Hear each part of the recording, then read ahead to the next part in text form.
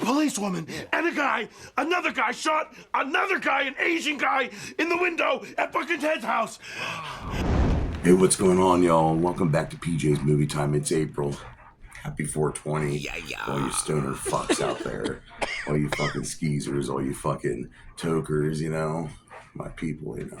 Anyway, here on PJ's Movie Time, I said that every Monday this month of April, I would review a stoner movie.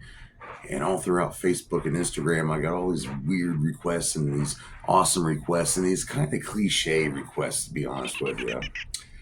But I gotta listen to what the people want. And one of these titles that was mentioned was 2008's PineappleExpress. It's a good movie. It's got Seth Rogen in it.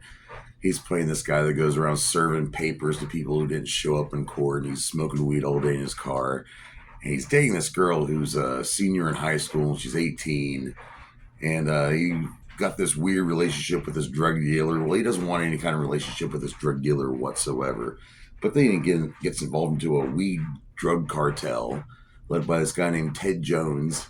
And meanwhile, the Korean drug cartel is after Ted Jones. So poor Dale Denton and his drug dealer Saul get involved in this crazy chase. It takes them all over the town, into the woods, meeting many characters, including hitmen and his grandma in the nursing home. It's a good stuff. It's a good stoner movie. And this movie was directed by David Gordon Green. And it was written by Seth Rogen and Evan Goldberg. And Judd Apatow originally came up with the idea. He's watching the movie True Romance. And Brad Pitt has this character in True Romance where he plays this stoner guy, just sits around, just smokes weed all day.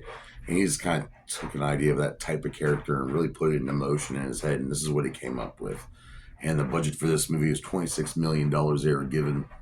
They were going to be given more originally, but the film distribution, which was Sony and Columbia Pictures, well, they didn't, the whole idea that's a stoner movie involving a lot of weed and violence and stuff like that. They only gave him $26 million for the budget, but he ended up making $102 million, which became, I'm going to say it, a cult classic. Yeah. I just want to say, if I bring up a movie that happens to have an actor or director that was involved in some kind of controversy, something they did was fucked up. Yes, I'm talking about James Franco. I'm not praising James Franco the person. I'm only examining his work in the past. And I'm just critiquing a movie that most of us seem to enjoy. Judd Apatow was involved in this. And if you don't know, Judd Apatow, Seth Rogen, they get knocked up. And super bad. And the movie, This Is the End. All these guys are homies. They're tight, yo. And everybody seems like Seth Rogen is fucking sounds like this. But I remember Seth Rogen in Freaks and Geeks. I love that show. That show was freaking awesome. But let's get into this. Let's get into the stars of this movie. First of all, I want to nail the cameos out of the way. I mentioned there was a Korean drug cartel. Well, they have a couple like spy ninjas played by Bobby Lee. I freaking love Bobby Lee. And Ken Jeong. Both these guys are freaking hilarious and underrated in my opinion. We also have Ed Begley Jr. He's been in a whole lot of stuff. If you see him, you might recognize him, but he plays the father of Amber Heard's character. And he has this famous line that I still say to this day. You assholes do exactly what I say, or I will take you outside and fuck you in the street. No, don't do that. Don't fuck us anywhere. Playing Private Miller, we have Bill Hader. Yeah, the opening of this movie starts off in the 1930s. They're experimenting with weed underground. They just found out about cannabis, and Private Miller's been told to test it. Within minutes, he tells his boss to fuck off. And the boss, General Brad, played by James Remar. I freaking love James Remar.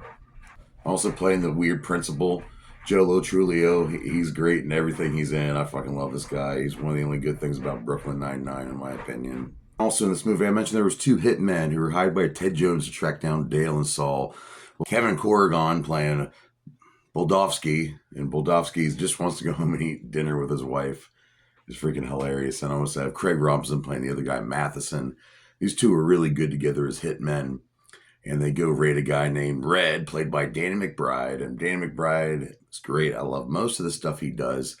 Funny as hell. Eastbound and Down. I loved him in that. I loved him in This Is the End. So yeah, so far so good. Ted Jones, I mentioned, this big drug lord, played by Gary Cole.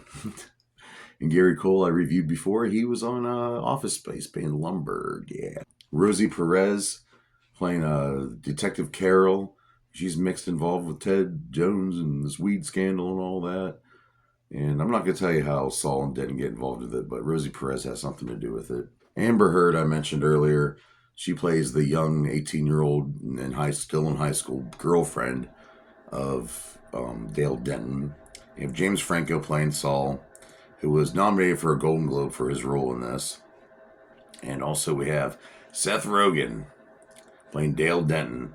And originally, when they were playing around with this movie, they were going to have Saul's character be played by Seth Rogen. Didn't work out that way. I'm kind of glad.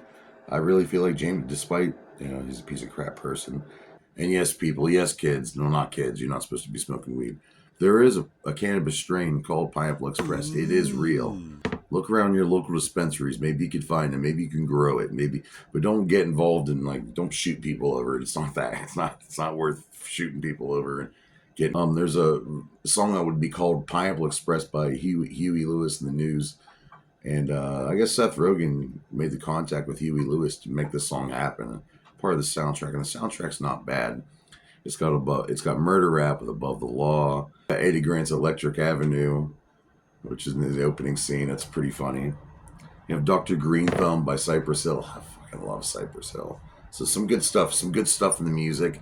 And there's some pretty good special effects. There's some explosions. There's some fight scenes. Some very awkward fight scenes, which is some of the funniest stuff I've seen. They look kind of realistic in a way. Because in real life, real fights aren't choreographed and look cool. They look really sloppy and awkward. But there's some cool stuff there. There's someone gets a piece of their ear blown off, so kudos to the makeup department there.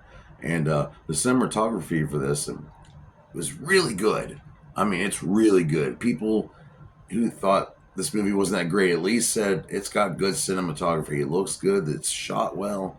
The scenes, the weed farm, those scenes are really cool. When they're out on the street and he's driving through the street and Saul's got his foot through the police car front windshield. Good stuff. And the cinematographer for that was Tim Orr, who was also responsible for that movie Sex Drive, which is a good one. And also the movie The Sitter, which stars Jonah Hill. And there's this thing called a cross joint. It's right here, I'll show you. They actually rolled 100 of these real cross joints for the movie. Like, they actually made it a real thing. And now there's tutorials on TikTok and Instagram talking about how to make a cross joint. And I synced them. I seen them in real life. I've not smoked one yet, though. There was supposed to be, there was like a faux sequel in the movie This Is the End. They get so bored that they said, hey, let's make the sequel to Pineapple Express. But it doesn't happen. It's just a little sequel in the movie, and they did tease it on social media. It's not happening. We're not getting Pineapple Express 2, unfortunately, due to some things here. Some of my favorite scenes in this movie, like the opening scene, takes place in 1937, the underground military bunker scene. I freaking love that a lot. When they're in the scene, when they're in the woods, that scene is great. They're getting all paranoid because they're still smoking weed the whole time. They're getting chased down by killers and stuff. And they're trying to throw their phone and get lost. They end up running through the woods. And I believe James Franco, he hurt his head running through the woods during that scene. And that's why he wears that thing around his, that gi around his face. I don't know. I'm in Ninja Turtle mode again, I guess. But that's why he was wearing that for the movie, because he actually hurt his face. My other favorite scenes when Danny McBride's character Red's in the bathtub, surviving gunshots, eating spaghetti, and his character just won't die. It's great. Can't get rid of Red. But all in all, this is a great movie, and it wasn't really it's a good stoner movie, good buddy movie, because in the beginning, Dale doesn't really want to be friends with the drug dealer Saul. Saul needs friendship. He's only got his bubby in the nursing home, his grandma in the nursing home, which there's a good scene in the nursing home. That's funny as shit, too. But, so maybe I guess it's about friendship, finding making connections with people you didn't think you would have a connection with, but turns out you do. So that's the only meaning other than or excuse to smoke weed and make cross joints and get some Pineapple Express nugs. You know what I'm saying? You know what I'm saying? Pineapple Express is a classic and it's fucking dope. Literally, it's dope all over the movie. And one day I hope I can find some actual Pineapple Express, but I don't want to get shot over it. But in case you do, I'm just saying, in case you're outside someone's house and you see a drug deal go wrong through someone's window and then you see someone get shot, don't leave your roach behind in the driveway, because somehow the guy who shot the other guy is going to come out and find the roach and be able to track you down just by the Tasted that roach blunt. Bruh. It's fucked up. So what do I rate Pineapple Express? Well, Pineapple Express, pretty good movie, funny, rewatchable as hell, very quotable. I'm gonna give it 4.5 out of 5 dog dicks. That's a great rating. And join me here next week on PJ's Movie Time. You know, get your edibles, light up your bongs, we love weed, man. We love live resin and all that stuff. You kids and then your dabs and your Pac-Man video games and all that stuff. We're going to do another stoner movie next week. And I want to give you guys a choice. Everyone wants me to review a Cheech and Chong movie. I don't know which one to do. So I'm going to give you 5 choices of which Cheech and Chong movie you want to see next week here in PJ's Movie Time. So until then, behave. Don't don't impregnate any sea dolphins, and get a hold of some nugs, but smoke responsibly, folks. Whoop whoop.